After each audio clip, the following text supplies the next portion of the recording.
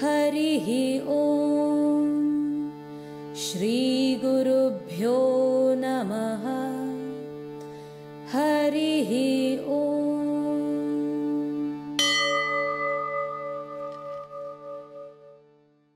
अ very very warm welcome sir. तुम्ही पहिल्यांदा आला आमच्या डिजिटल ऑफिसमध्ये आणि it's really our pleasure and honour to have you here with us to hear and listen to your thoughts. Sir आज सुरू करताना माझा पहिला प्रश्न, I want to go back to the beginning to ask you the first basic question की योगशास्त्र म्हणजे काय? योगशास्त्र हा जोड शब्द आहे. योग आणि शास्त्र म्हणजे योगाचं शास्त्र, योगविषयक शास्त्र आणि योगातून निर्माण झालेलं शास्त्र. आता शास्त्र ह्या शब्दाशी पहिल्यांदा आपल्याला थोडं थांबायला पाहिजे आणि विचार करायला पाहिजे. कारण आजकाल आपण शास्त्र म्हणजे त्याला सायन्स असं मानून जातो. तर हे दोन वेगळे शब्द आहेत. सायन्सला प्रतिशब्द शास्त्र नव्हे आणि शास्त्राला प्रतिशब्द सायन्स नव्हे. तो वेगळ्या भाषेचा शब्द आहे आणि ती वेगळी संकल्पना आहे. तर सायन्सचा आपण विचार करायचं कारण नाही. आजच्या विद्याविभूषित लोकांना माहिती आहेत की शास्त्राचे प्रकार आहेत. फिजिकल सायन्स आहे, सोशल सायन्स आहे, नॉर्मेटिव्ह सायन्स आहे आणि एक शास्त्र म्हणजे त्याला लॉजिक किंवा ज्याला म्हणतात तर्क आणि बुद्धिनिष्ठता ह्या त्या ठिकाणी असाव्याच लागतात. भावनेच्या प्रांतामध्ये शास्त्र होत नाही. पण या ठिकाणी आपली शास्त्र ही संकल्पना एक त्याचा व्युत्पत्तीमूलक अर्थ पाहिला तर लक्षात घेण्यासारखं आहे. शास्त्र हा शब्द शस्त्रपासून आला. हे शस्त्र म्हणजे कशा प्रकारचं शस्त्र की आपल्याला माहिती की भगवंताचे अवतार होतात. विष्णूचे अवतार आपल्याला माहिती आहेत. विष्णू म्हटल्यानंतर धनुर्धारी, धनुष्य, त्याचं शारंग धनुष्य, गदा, चक्र ही आयुध घेतात, हातात असतात. किंवा काली मातेचं जरी स्वरूप पाहिलं तर ते अनेक शस्त्र घेऊन असते. प्रत्येक देवांनी त्यांच्या हातात शस्त्र ठेवलेली आहेत, शस्त्र आहेत. कारण त्यांना एक त्यांचं काय कर्म काय आहे तर परित्राणाय साधूना विनाशाचे दुष्कृताम असं गीतेत सांगितलंय. तर कोणाचा विनाश करायचा आहे आणि कोणाचं रक्षण करायचं आहे. मग रक्षण करायचं म्हणजे हातामध्ये शस्त्र हवे, कोणाचा विनाश करायचा म्हणजे तरी शस्त्र हवे. तर भगवंताचे अवतार सगळे शस्त्रधारी आहेत. हे आपल्या धर्मसंस्कृतीचं एक वैशिष्ट्य आहे. भगवंतापासून भागवत निर्माण झाले. भागवत म्हणजे भगवंताचे भक्त. या भगवंताच्या भक्तांचं शस्त्र काय तर त्यांचं मुख, त्यांची वाचा. त्यांनी सगळी त्यांची कामं वागेंद्रियाद्वारा केली. ज्ञानेश्वर तुकाराम, रामदास स्वामी किंवा कुठले तुळशीदास म्हणा, सगळे संत, या संतांनी त्यांचं काम कशाद्वारा केलं तर वाघरूपी शस्त्राद्वारा केलं. त्यामुळे त्यांच्या वागेंद्रियातून जे काय आलं ते त्यांचं शस्त्र होतं. त्यांनी लोकांना त्यामुळे काय घडवणं म्हणा, समाजाला घडवणं, समाजाला प्रबोधन देणं, लोकांना प्रबोधन देणं, लोकांना भयापासून वाचवणं, हे त्यांनी काम केलं. तर ते केलं ते त्यांच्या मुखाद्वारा केलं. त्यांच्या मुखातून जे आलं ते त्यांचं शस्त्र होतं. त्या शस्त्राने त्यांनी त्यांचं काम केलं. ज्ञानेश्वरांनी ज्ञानेश्वरीद्वारा, पसायदानद्वारा, अमृतानुभवद्वारा किंवा तुकारामांनी गाथेद्वारा, रामदासांनी त्यांच्या बोधाद्वारा, दासबोध म्हणा, मनोबोध म्हणा, त्याद्वारा त्यांनी त्यांचं काम केलं. आणि समाजातल्या समाजकंटक अशा ज्या गोष्टी होत्या किंवा लोक होती त्यांचा त्यांनी नायनाट केला नाही पण त्यांना बाजूला केलं. तर त्यांनी जे काही वापरलं त्यांची वाचा किंवा त्यांचं सारस्वत हे त्यांचं शस्त्र होतं. आणि म्हणून शास्त्र हा शब्द त्या शस्त्रापासून आला. भागवतांनी वापरलेलं जे शस्त्र त्याने हातपाय वापरले नाहीत, नेत्रकटाक्ष वापरले नाहीत, त्यांनी लोकांना राग दाखवला नाही, लोकांवर डोळे वटारले नाहीत. ज्ञानेश्वरांसाठी आपण त्यांना माऊली म्हणतो. आईच्या बायेने त्याने त्यांचं काम केलं. आरडाओरडा केला नाही किंवा कोणाला वेठीस धरलं नाही. तर असे संतांचं एक विभूतिमत्व, त्याचा स्वभाव पाहिला तर अत्यंत शांत आणि नुसतं अनुपद्रवी नाही तर लोकांवर उपकार करणारे, माया देणारे लोकांना. तर हे म्हणून तसा शास्त्र हा शब्द त्या व्युत्पत्तीतून आला. भागवतांनी वापरलेलं जे काय शस्त्र होतं ते त्यांची वागेंद्रिय होतं, सारस्वत होतं, त्यांची वाचेतली सरस्वती होती. सरस्वतीच्या रूपाने त्यांनी सगळं त्यांचं काम केलं. जे भगवंत शस्त्र धरून केलं त्यांनी, ह्याने कोणाचा नायनाट केला नाही, कोणालाही मारलं नाही, कोणाला घाबरून सोडलं नाही. तर म्हणून ते शास्त्र हे ऋषी मुनी संत भागवत ह्यांच्या मुखातून जे आलं ते शास्त्र आहे. त्या अर्थाने ते शास्त्र आहे. तर हा प्रकार त्याला सायंटिफिक आणि सायन्स म्हटल्यानंतर बाजूला पडतो. मग सायन्स म्हटल्यानंतर ठोकताळे असतात, त्याच्या प्रयोगशीलता असते, प्रयोग करून सिद्ध करता येतं. आणि हे सिद्ध करणं असं आहे, शास्त्र हे जड विषयात असतं म्हणून आपण त्याला पदार्थ विज्ञान म्हणतो. वस्तूच्या संदर्भात वस्तू जड असतात, मग त्यांच्याबद्दल शास्त्र ठरतं. पण माणसाच्या मनाच्या विषयामध्ये किंवा त्याच्या आत्मनिष्ठ गोष्टींमध्ये फिजिकल सायन्स चालत नाही. तर त्या ठिकाणी इंट्युटिव्ह प्रकार असतो, भावनेचा प्रकार असतो, मनाच्या चेतनेचा प्रकार असतो. त्यामुळे योग हे शास्त्र आहे. मग हे योगशास्त्र कुठून आलं? तर योगशास्त्र खरं म्हणजे आपल्या इथं 14 विद्या म्हणून सांगितल्या गेल्या आहेत परंपरेमध्ये. 14 विद्यामध्ये 4 वेद आहेत, 6 वेदांग आहेत. वेदांचा अर्थबोध, वेदांचा प्रयोग, वेदांचा उपयोग करण्यासाठी 6 वेदांग आली. शिक्षा, कल्प, व्याकरण, निरुक्त, छंद, ज्योतिष हे ते षडांग आहेत. त्यांच्याद्वारा वेदांचा अभ्यास केला जातो. तर ते 4 अधिक 6 असे 10 झाले. मग त्याला पुरवणी म्हणून त्याने आणखी 4 शास्त्र सांगितली. त्याला म्हणतात, एक म्हणजे न्यायशास्त्र, धर्मशास्त्र, मीमांसा शास्त्र आणि दाखले देण्यासाठी इतिहास पुराण. तर न्यायशास्त्र म्हणजे काय की व्यवहारामध्ये आपल्याला न्याय बुद्धीने वर्तन करावं लागतं. जिथं जिथं तर्क आणायला पाहिजे तिथं आपण आणायलाच पाहिजे. उपमानो कोणी तर्क करत नाहीत हो, आपण तर्क करतो, अनुमान करतो. पण उपमानव सृष्टी जी आहे ते कधी तर्क आणि अनुमान करत बसत नाहीत. त्यांना डोळ्यांना दिसलं तेच खरं. पण आपण त्याही पुढे जातो, कारण डोळ्यांना दिसलं तेच खरं जरी असलं तरी खरं तेवढंच नसतं, त्याच्याही पलीकडे काही ते खरं असतं. त्यामुळे न्यायशास्त्रामध्ये तर्कनिष्ठता, त्याच्या प्रक्रिया, लॉजिक, ज्याला लॉजिक म्हणतात, इंटलेक्च्युअल रॅशनॅलिझम म्हणतात, तर त्या सगळ्या गोष्टी माणसाला जीवनामध्ये लागतात. माणसाच्या जीवनामध्ये विचार असावा लागतो, विचाराला तर्क असावा लागतो आणि बुद्धिनिष्ठता असावी लागते. सगळीकडे ते चालत नाही. तुम्ही तुमच्या लहान मुलांना नाचवांना खेळवत असाल तर तर्क आणू शकत नाही किंवा बुद्धिनिष्ठता आणू शकत नाही. तुम्ही त्यांना हाताळलं पाहिजे, समाधान सांगितलं पाहिजे. तर जिथं जिथं तर्क लागतो तिथं तर्क आलाच पाहिजे. आणि म्हणून न्यायशास्त्र आलं. प्रत्यक्ष काय, अनुमान काय, उपमान काय, किंवा ज्ञान प्राप्त होण्याची माध्यमं कुठली. अहो नुसतं आता जिज्ञासा हे पण ज्ञानाचं माध्यम आहे. श्रोत्यामध्ये संशय येणं हे पण एक ज्ञानाचं माध्यम आहे. संशयच आला नाही तर काय, नुसताच विश्वास ठेवा तर ज्ञान कसं येईल? तर संशय आला पाहिजे. तर संशय पण हे ज्ञानाचं साधन आहे. 16 साधनं सांगितली आहेत न्यायसूत्राच्या पहिल्या सूत्रामध्ये. न्याय दर्शनाच्या पहिल्या सूत्रामध्ये 16 पदार्थ सांगितलेत. ते म्हणजे ज्ञान प्राप्तीची साधनं. तर ज्ञान कसं प्राप्त करायचं ह्यासाठी न्यायशास्त्र आहे. ज्ञान कसं प्रमाणित असायला पाहिजे त्यासाठी न्यायशास्त्र आहे. ते पारखायचं कसं यासाठी न्यायशास्त्र आहे.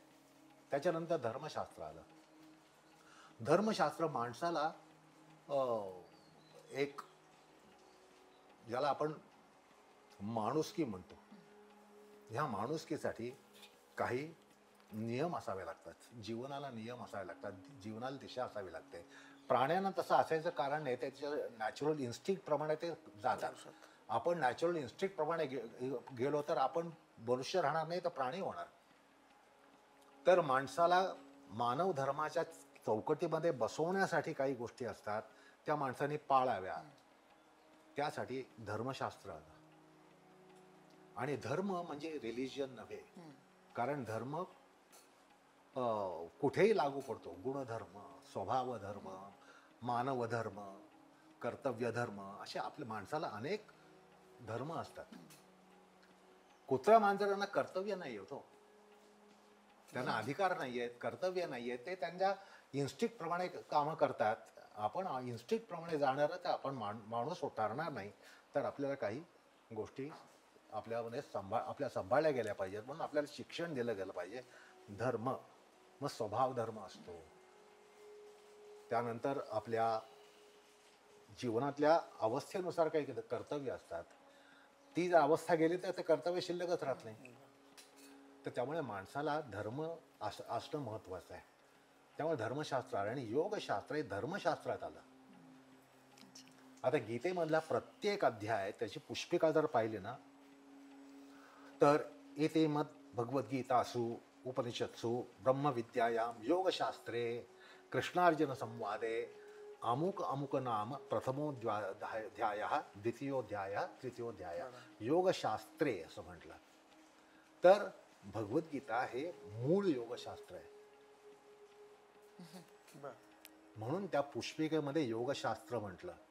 योगशास्त्र म्हणजे काय? माणसाने केव्हा काय कुठली गोष्ट का करावी हे सांगणारं शास्त्र आहे. म्हणून भगवद्गीता माणसाला घडवतो. माणूस जन्मता माणूस नसतो, माणसाला घडवावं लागतं. म्हणून आपण आपल्या मुलांना शाळेला पाठवतो, त्याला काही शिकावं लागतं. कुत्र्यांची शाळा आहे का? मांजरांची शाळा आहे का? पशु यांची शाळा आहे का? त्यांना शाळेत जावं लागत नाही, कारण ते त्यांच्या नैसर्गिक ज्याला प्रवृत्ती असतात त्याच्यातून ते त्यांचं वर्तन करतात. हजारो वर्ष करतात, त्यात फरक पडला नाही. घोडा गेल्या 10,000 वर्षामध्ये घोडाच राहिला आहे. गाढव, गाय, पशु, पक्षी, कीटक सगळे हजारो वर्ष तसेच राहिले आहेत. माणसाच्या बाबतीत प्रत्येक पिढीमध्ये माणूस बदलतोय. हे हा आपला अनुभव आहे. जे आपल्याला बरोबर आहे ते आपल्या पुढच्या पिढीला बरोबर असेल असंच नाही. जे आपल्याला चूक आहे ते त्यांना चूक आहे असं नाही आहे. तर माणूस हा पिढ्यानपिढ्या घडत जातोय आणि माणसाला घडवावं लागतं. म्हणून आपल्याकडे द्विज ही संकल्पना आली. माणसाला 2 जन्म असावे लागतात. एक म्हणजे जन्मता एक माणूस मानवाच्या आकाराचा जन्म मिळतो, 2 हात 2 पाय डोकं धड. पण माणसाची ज्या ज्ञानाची साधनं त्याला प्राप्त होतात आणि ज्ञान प्राप्त व्हायला लागतं, ज्ञान घ्यायला लागतो, तेव्हा माणूस खरा घडतो. हा दुसरं घडण्याचा प्रकार आहे. म्हणून त्याला दुसरा जन्म म्हटला पाहिजे. ज्ञान हा दुसरा जन्म आहे. म्हणून आपल्या इथं द्विज म्हणून एक संकल्पना आहे. मौजी बंधनानंतर त्रैवर्णिकांना उपदेश, वेदोपदेश व्हायचा म्हणजे ज्ञानोपदेश व्हायचा. तर माणसाला ज्ञानोपदेश व्हावा लागतो. इतर प्राण्यांना, पशूंना ज्ञानोपदेश गरजच नाही, आवश्यकता नाही, आणि त्यांना घेताही येत नाही, देताही येत नाही आपल्याला. तर ते योगशास्त्र म्हणजे माणसाला त्याच्या कर्तव्याची जाणीव करून देणारा, त्याचे अधिकार, त्याची कर्तव्य. नव्य मराठीत सांगायचं म्हणजे राईट्स. माणसाला प्रत्येक वेळा आपल्या राईट्सची जाणीव होत असते. हे माझे राईट्स आहेत, हे माझे हक्क आहेत. कुठला कुत्रा आणि मांजर हक्काचा विचार करतो? शेजारच्या घरचं दूध सुद्धा मांजर जाऊन पिऊन येतं. त्याला असं म्हणत नाही मला तिथं हक्क नाही, माझ्या मालकाच्या घरी दुधाचा हक्क आहे पण शेजारच्या घरी हक्क नाही. ते कळत नाही त्याला. कुठे दूध मिळालं की ते घेणार. आपण असं करू शकतो का? नाही. आपल्याला कुठेतरी हक्क असतात, कुठेतरी हक्क नसतात. तर हक्क, अधिकार, राईट्स, ड्युटीज, प्रिव्हिलेजेस. माणसाला अनेक प्रकारे निसर्गाने प्रिव्हिलेजेस दिलेले आहेत की तुम्हाला बुद्धी दिली आहे. बुद्धीने आपण विचार करायला पाहिजे. आपण गाढवाला म्हणत नाही तुला बुद्धी आहे का रे, तू तुझी बुद्धी वापर, असं गाढवाला म्हणत नाही, कुत्र्याला म्हणत नाही. माणसाला म्हणावं लागतं, कारण त्याला ते दिलेलं आहे. बुद्धी त्याला दिलेली आहे, ती त्याने वापरायला हवे. प्रिव्हिलेजेस आहेत. नंतर माणसावर संस्कार व्हावे लागतात. ज्ञानाचे संस्कार व्हावे लागतात, वृत्तीचे संस्कार व्हावे लागतात. माणसाने कसं वर्तन करावं, काय करावं, काय करू नये, हे काही संस्कार घडवावे लागतात. जे आईवडील घडवतात, गुरुजन घडवतात, बुजुर्गजन घडवतात. तर माणूस हा त्यांच्याकडनं घडला गेला पाहिजे आणि तो एक भाग माणसाला लागू पडतो. धर्मामध्ये या सगळ्या गोष्टींचा विचार केला आहे. आणि योगशास्त्र काय तर माणसाने कसं वागावं, कसं जगावं, कसं वागवावं, कसं जगवावं, ह्या सगळ्या गोष्टींची जाणीव देणारं शास्त्र ते योगशास्त्र. म्हणून भगवद्गीतेमध्ये अर्जुन किम कर्तव्य मूढ झाल्यानंतर भगवंताने त्याला गीता सांगितली. त्याला वाटलं की मी संन्यास घ्यावा, त्याला वाटलं मी पळून जावं, त्याला वाटलं मी सोडून द्यावं, हे करू नये, माझ्या आजोबांच्या विरुद्ध दंड थोपटू नये, काकांविरुद्ध दंड थोपटू नये वगैरे. त्यांनी विचार मांडले, तर्क त्याचे, की मी कशाला यांच्याशी भांडलं पाहिजे, कशाला युद्ध करायला पाहिजे वगैरे. पण कृष्णाने त्याला उपदेश देऊन शेवटी काय म्हटलं, तुला जे पटेल तसं तू कर, मी सांगितलं तसं तू करू नकोस, मी तुला फक्त सांगण्याचं काम केलं, आता तुला जशी इच्छा होईल तुझ्या इच्छेप्रमाणे तो आता कर. तर त्याच्या इच्छा योग्य करणं, प्रवर्तन योग्य करणं हे योगशास्त्र आहे किंवा धर्मशास्त्र आहे. त्यामुळे योगशास्त्र हे धर्मशास्त्राचा अंग म्हणून आलेलं आहे. योगशास्त्राचा उगम कुठे शोधत गेला, तसं गंगा कुठे तर गंगोत्रीला जाऊन शोधतो आपण. सुरुवात तिथून झाली. तर योगाची सुरुवात धर्मशास्त्रात झाली. धर्म माणसासाठी आहे, म्हणून आपल्या इथं मानव धर्मशास्त्र म्हणून काढलं. मनु हा शब्द मानवावर अवलंबून आहे. मानवांची पिढी ज्यांच्यापासून आली त्याला मनु म्हटलंय. मनु म्हणजे एक नाव नाही आहे, माणसाचं नाव नाही आहे. मानव धर्मशास्त्र असं त्याला परंपरेत म्हटलं गेलं. तर योगशास्त्र ह्याची गंगोत्री धर्मशास्त्रात आहे. आणि धर्म हा माणसाला परमपुरुषार्थ आहे. माणसाने धर्म पहिल्यांदा पाळला पाहिजे, धर्म सांभाळला पाहिजे. धर्म म्हणजे ज्याला किचन ऑर्थोडॉक्सी म्हणतात ती नव्हे. तर माणसाने आपल्याला कर्तव्याची जाणीव, कर्तव्य नीटावणं, आपण नीट कर्तव्य करणं, दुसऱ्याला त्याची कर्तव्य करू देणं. मी माझी कर्तव्य करू शकतो पण तुम्हाला तुमची कर्तव्य करूच देत नाही, तर कसं चालेल. तर तुम्हाला तुमची कर्तव्य करू देणं, मी माझी कर्तव्य करणं, कर्तव्य काय आहेत ह्याचा एक सांगोपांग विचार करणं, कर्तव्य का आहेत, कशी आहेत. आजकाल आपण म्हणतो माणसाने माणसासारखं वागावं, हे किमान अपेक्षा आहे. ही परमावस्था नाही आहे. कारण माणसाला निसर्गाचं देणं आहे, पूर्वजांचं देणं आहे. आपण आपल्या पूर्वजांच्या खांद्यावर उभा राहून आज आपण इथपर्यंत आलो. आपल्याला आपले पूर्वज जर नसते आणि त्यांनी त्यांचं काम केलं नसतं, आज आपण इथं आलो नसतो. त्यांचे खांदे आपल्याला मिळाले, त्यामुळे आपण त्यांना काहीतरी देणं लागतो. त्यामुळे आपल्या इथं देवयज्ञ, पितृयज्ञ, ब्रह्मयज्ञाचे पंचयज्ञ सांगितले. माणसाला हे करावं लागतात. सृष्टीसाठी आपल्याला काहीतरी करावं लागतंय. सूर्य आपल्याला एवढं देतोय, सूर्यासाठी आपण काय करतोय, मग काय करावं, आपण काय करू शकतो, हे आपल्या परंपरेने आपल्याला सांगितलं. सूर्योपासना, त्याला फक्त अर्घ्य द्यायचं आहे. तो आपल्याला संबंध जीवन देतोय, त्याला आपण काय द्यायचं, तर त्याला फक्त अर्घ्य द्यायचं आहे. हे आपल्या परंपरेने सांगितलं.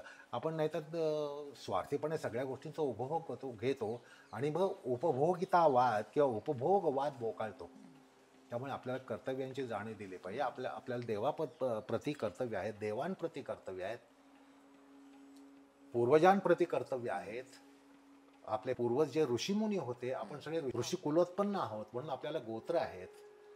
म्हणजे आपले पूर्वज ऋषी होते, त्यांनी काय काय दिलं ह्याची जाणीव आपण करून घेतली पाहिजे. त्यांच्यासाठी काहीतरी करायला पाहिजे. ज्ञान यज्ञ, ज्ञान घ्यावं आणि ज्ञान द्यावं, हा एक प्रकारे ब्रह्मयज्ञ आहे. तर धर्म ह्या सगळ्या गोष्टी आपल्याला सांगतो. ह्याची जाणीव कधी होणार हो? आता कुठल्या माणसाला जाणीव आहे की मी अनादि अनंत आहे, मी जन्मापूर्वी अस्तित्वात होतो? कुठल्याही माणसाला जाणीव होणार नाहीये. हे कोणतेच सांगावं लागतं. शास्त्र सांगतात आणि शास्त्र सांगतात, त्यामुळे आपण काहीतरी त्यासाठी करावं लागतं. जसं आपण पुढल्या जीवनासाठी तजवीज करतो, आपण पुढल्या पिढीसाठी करतो. आपण आपल्या मुलांना आणि त्यांच्या नातवंडांना, आपल्या नातवंडांना काहीतरी ठेवून जातो मागे ना. कारण आपल्याला एक पिढी, आपली पुढची पिढी आहे आणि पिढीच्या पिढीनंतर पिढी येत राहणार आहे. काही लोक गडगंज संपत्ती करून जातात. कशासाठी करतात? त्यांच्यासाठी. ते काही घेऊन जात नाहीत, जाऊ शकत नाहीत. कोणासाठी करतात? म्हणजे आपण उत्तर काळासाठी काहीतरी करत असतो. लाईफ इन्शुरन्स का घेतो? आपल्या मृत्यूतर आपल्यावर जे काही अवलंबित लोक आहेत त्यांची सोय करण्यासाठी आपण लाईफ इन्शुरन्स घेतो. मेल्यावर माझा काय कशाला विचार करायचा, त्याचा विचार आज का करू, मी पॉलिसी घेत नाही, या मंडळाला हा बुद्धिवाद नाही. तसंच आपण पूर्वी अस्तित्वात होतो, त्यासाठी आज आपण काय करू शकतो आहोत हे पण लक्षात घेतलं पाहिजे. आपल्याला फक्त उत्तराधिकारी आहेत असं नाही, तर आपल्याला पूर्वाधिकारी होते. तर त्यासाठी आपण शास्त्राने आपल्याला सांगितलं की आपण आतापर्यंत आपण होऊन गेलो, मग काय काय केलं असेल आपण, काय काय उपद्व्याप केले असतील, सत्कृत्य केली असतील, दुष्कृत्य केली असतील, आपल्याला ती माहिती नाही.